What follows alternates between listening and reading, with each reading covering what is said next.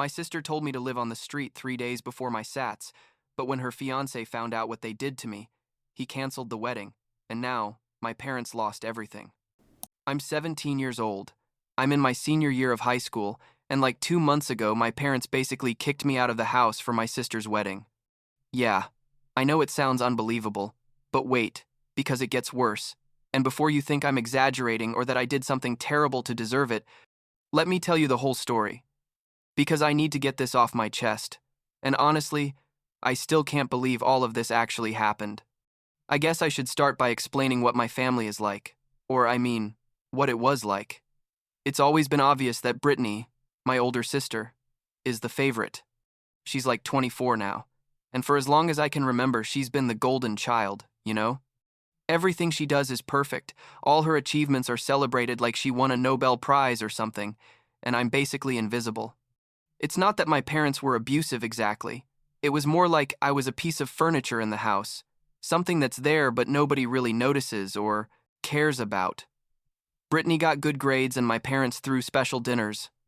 I got good grades and got an "oh, that's nice" without even looking up from their phones. She asked for something and got it the next day. I asked for basic things I needed for school and had to beg for weeks or buy it myself with money I earned, doing odd jobs for the neighbors. The thing is, I was already used to this, honestly. I'd spent 17 years being the second choice, so it didn't even bother me that much anymore. I'd learned not to expect anything from them and to just do my own thing.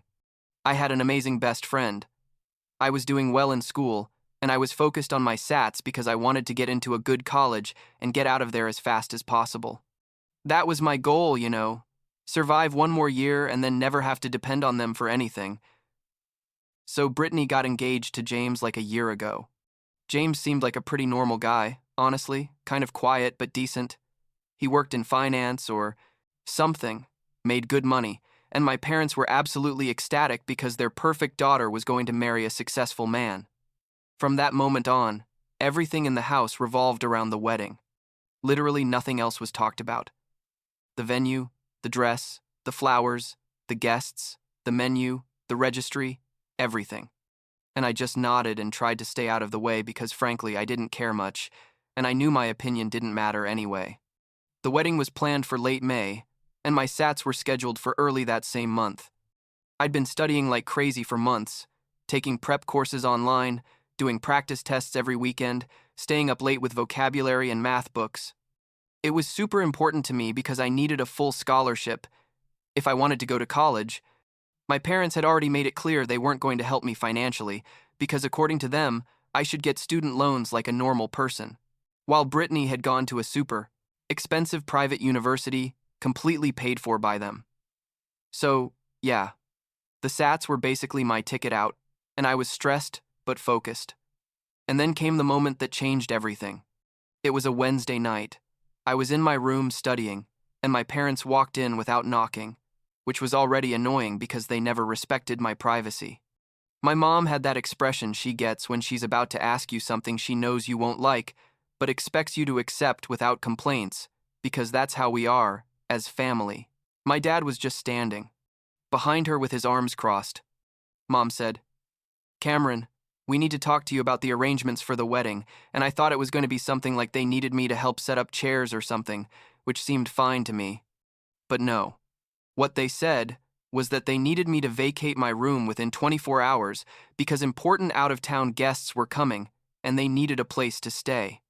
I told them, "Are you kidding? I have my Sats in 3 days. I've been studying months for this. You can't be serious." And my dad just said, "We're not kidding, Cameron. This wedding is important to the whole family, and we need you to cooperate. You can stay on the couch or find somewhere else." I just stood there, literally with my mouth open, trying to process what they were saying. I asked them, "Are you kicking me out of my room for people I don't even know when I have the most important test of my life in 3 days? Can't you pay for a hotel for them like normal people?" And my mom had the nerve to say, "Don't be dramatic, Cameron. It's only a few days, and besides, you're part of this family. You're supposed to make sacrifices. Brittany is your sister." As if I owed something to Brittany, who had never done anything for me in her entire life. I tried to reason with them. I explained that I needed my space to study, that I couldn't sleep on the couch and be fresh for a 4-hour exam, that this didn't make sense. But they didn't care. My dad basically told me that if I didn't like it, I could leave the house completely because they weren't going to tolerate my selfish attitude. Selfish. I was the selfish one for wanting to study for my SATs in my own room. I was so angry I couldn't even think straight. I stormed out of my room and called Brittany because I thought, okay, maybe she doesn't know this is happening. Maybe if I explain the situation to her, she'll tell them, this is crazy. Big mistake. She answered the phone, like super annoyed that I was calling her, and when I explained what was happening, what Mom and Dad were asking me to do, she literally told me, and I quote, Cameron, I need you to stop being so dramatic. If you don't have anywhere to stay, you can live on the streets for a few days. It's not that big a deal. This is my wedding, and I'm not going to let you ruin it with your attitude. And she hung up. I stood there, with the phone in my hand, feeling completely stunned. Live on the streets? My own sister had just told me I could live on the streets?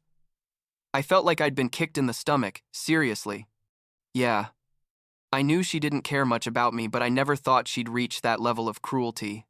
And the worst part is, she said it so casually, like she was suggesting I eat at a different restaurant or something, not like she was telling me I could be homeless at 17. I don't know how long I stood there in the hallway, probably only a few minutes, but it felt like forever. I could hear my parents in the living room talking about flower arrangements like nothing had happened, as if they hadn't just kicked their youngest son out of his room 3 days before the most important exam of his life so far. And it was at that moment that something clicked in my head. Like, I don't have to stay here. I don't have to put up with this. I called my best friend. Her name is Sarah, and I explained the whole situation to her. Honestly, I expected her to think I was overreacting or tell me to just tough it out for a few more days. But instead, she got furious on my behalf. She told me, pack your things and come here. I already talked to my parents, and they say you can stay as long as you need. I almost started crying right there. I'm not going to lie. The fact that someone actually cared about me and offered help with no conditions was overwhelming in a good way. I packed everything I could into 2 large suitcases and a backpack. Clothes, my study books, my laptop, important documents, photos of my grandparents that were the only things in that house I really valued. My parents didn't even come out of the living room to watch me pack or say anything. I think they assumed I was going to sleep on the couch and come crawling back, apologizing for being difficult. But no.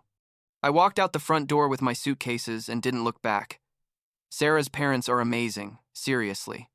When I got to their house, they welcomed me with hugs, made me dinner, showed me the guest room, where I was going to stay, and told me to take all the time I needed. Sarah's mom, who's the sweetest person in the world, told me not to worry about anything, to focus on my exams, and we'd figure out what to do later.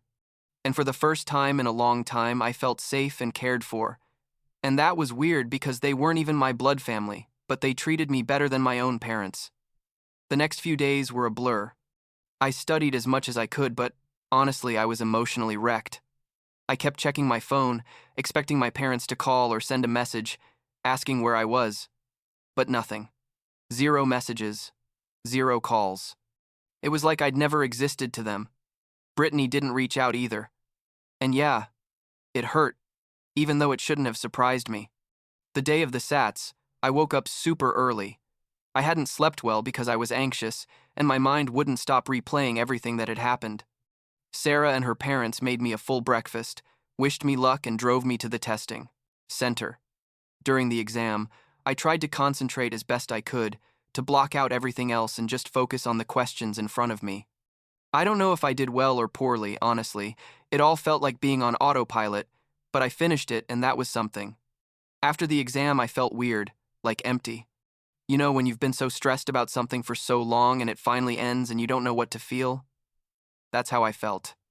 Sarah took me out for ice cream, and I tried to relax, but my mind kept going back to what had happened. And then I started thinking, what do I do now? Do I just let this pass and pretend everything's fine? Do I go back home after the wedding and keep being invisible? And that's when I decided no, I wasn't going to do that. I took my phone and sent a message to James, Brittany's fiancé. I didn't know him very well, but he seemed reasonable, and I felt like he deserved to know what kind of person his future wife really was. I explained the whole situation to him, what my parents had done, but especially what Brittany had told me about how I could live on the streets. I sent him screenshots of the text conversation I had with her after the phone call, where she basically repeated the same thing. I didn't do it to ruin the wedding. I did it because I felt he had a right to know who he was marrying. James didn't respond immediately, and I panicked, thinking maybe it had been a mistake, that maybe everyone was going to hate me more now. But like 2 hours later, I got a call from an unknown number, and it was James. He sounded upset, but not with me. He sounded upset with Brittany. He told me he'd confronted Brittany about what happened to me, and she basically admitted everything. According to James, when he asked her why she'd kicked me out of my room before my sats, she said, "And this killed me," that it was because I was annoying and she didn't want her wedding ruined by my presence. It wasn't even about the space for the guests. It was about her wanting me to disappear for her special day. James told me he needed time to think things through, that this was very serious and he couldn't ignore it. I told him I was sorry, that I didn't want to cause problems, but he interrupted me and said, "Cameron, you didn't cause any problems. They did, and I have to seriously think about whether I want to marry someone capable of treating their own brother like that." And he hung up. That night, like at 11 p.m., chaos started. My parents called me for the first time since I'd left, and when I answered, my mom was hysterical, screaming about what had I done. Why had I told James things? That Brittany was crying and the wedding was in danger because of me. My dad took the phone and basically demanded that I fix the situation, that I tell James I'd lied or exaggerated, that I do whatever was necessary to keep the wedding going. I told them I hadn't lied about anything, that I'd only told James the truth, and that if that put the wedding in danger, maybe they should consider that the problem wasn't me, but how they'd treated me. My mom started crying, saying I'd always been a difficult child, that I never appreciated what they did for me, that I was being cruel and selfish. And then my dad said something that really froze me. He threatened that if I posted anything about this on social media or told anyone else in the family what had happened, they were going to completely disinherit me, as if I really had anything to inherit from them, or as if I cared about their money. I hung up on them. I just couldn't keep listening. I sat on the floor of Sarah's guest room and started crying, like really crying for the first time since all this started. It wasn't just sadness. It was rage and frustration and pain, and the realization that my parents had never really loved me the way parents should love their children. Sarah came in and sat with me on the floor without saying anything, just being there, and that meant everything. The next day, I made a decision. I called my paternal grandparents, who live in another state and who I didn't see very often, but who had always been loving to me when we visited. I told them everything, not just about the wedding, but years of being ignored, of being treated as secondary, of never being enough. My grandmother started crying on the phone and my grandfather got furious, not with me, but with my parents. They told me they didn't know things were that bad, that my parents had always told them everything was fine when they asked about me, that now they understood why I always seemed so quiet at family gatherings. My paternal grandparents are amazing, honestly.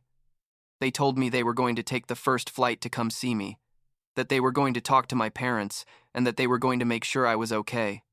They also told me they were going to contact my maternal grandparents to tell them what was happening. My maternal grandparents are also great, but my grandmother is sick, like really sick, with a bunch of health problems, so they can't travel. But they'd always sent me letters and money for my birthday and asked about me when they could. 2 days later, my paternal grandparents arrived and stayed at a hotel near Sarah's house. We met and talked for hours. I showed them the text messages, told them about years of favoritism, about how Brittany always got everything while I had to beg for basic things. My grandmother kept apologizing like it was somehow her fault, and my grandfather was more serious than I'd ever seen him. They went to talk to my parents, and honestly, I don't know exactly what was said because I wasn't there, but according to my grandparents, it was ugly. My parents tried to defend themselves, saying I was exaggerating, that they'd always treated me well, that I was difficult and ungrateful. But when my grandparents brought out the text messages and started asking specific questions about things I'd told them, my parents couldn't keep denying it.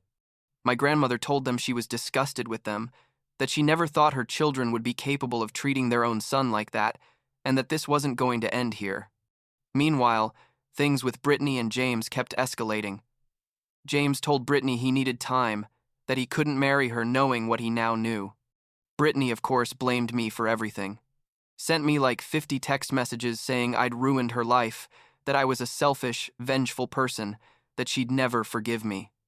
I didn't respond to a single one. I had nothing left to say to her. About a week after all this drama, Brittany and James made an official announcement that the wedding was postponed indefinitely. Not canceled, postponed, because I guess that sounded better, but everyone knew what it really meant. My mom called me again, this time crying and begging me to talk to James, to explain to him that Brittany was a good person who had just made a mistake. I told her no, that Brittany hadn't made a mistake. She'd shown who she really was, and that James was smart enough to see it. My dad sent me a message saying he hoped I was happy to have destroyed my sister's happiness. I blocked their numbers after that. My paternal grandparents talked to Sarah's parents, and they reached an agreement. I would stay living with Sarah's family until I graduated high school, which was in like a year, and my paternal grandparents would cover expenses and contribute to help Sarah's family. Sarah's parents said they didn't need the money, but my grandparents insisted because they wanted to make sure I wasn't a burden to anyone. They also talked to my maternal grandparents, and between all of them, they decided they were going to take legal action, and this is where things got really serious. My grandparents contacted a lawyer and filed documents to get custody of me, or rather, to have my parents sign away their parental rights. It sounds crazy. I know, but at that point we all agreed it was better for me not to have any legal connection to my parents. My parents, incredibly, signed. I think part of them was relieved not to have to deal with me anymore, and another part just wanted it all to be over so they could focus on fixing Brittany's situation. The legal process took a few weeks, but eventually everything was finalized. My paternal grandparents became my primary legal guardians, with my maternal grandparents as secondary guardians in case something happened. I officially moved in with Sarah's family, with the agreement that after I graduated high school, I'd see if I wanted to go to college near where my paternal grandparents live or stay in the area, depending on what scholarships I got. About 2 months after the wedding was postponed, James and Brittany officially broke up and called everything off. James gave back the ring, and from what I heard, he told her he couldn't be with someone who had so little empathy for others, especially for her own family. Brittany, of course, had a complete breakdown. My parents tried to blame me for everything again, but at that point, I was completely disconnected from them.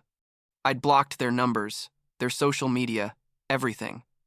To me, they no longer existed. My grandparents kept me updated on some things because they felt I should know, but I asked them not to tell me much because honestly I didn't care. I found out that Brittany moved back in with my parents after all that, and that apparently she was in therapy, which I guess is good for her. My parents told everyone that I was a troubled kid who had left home on my own, and that they were devastated, basically painting themselves as the victims.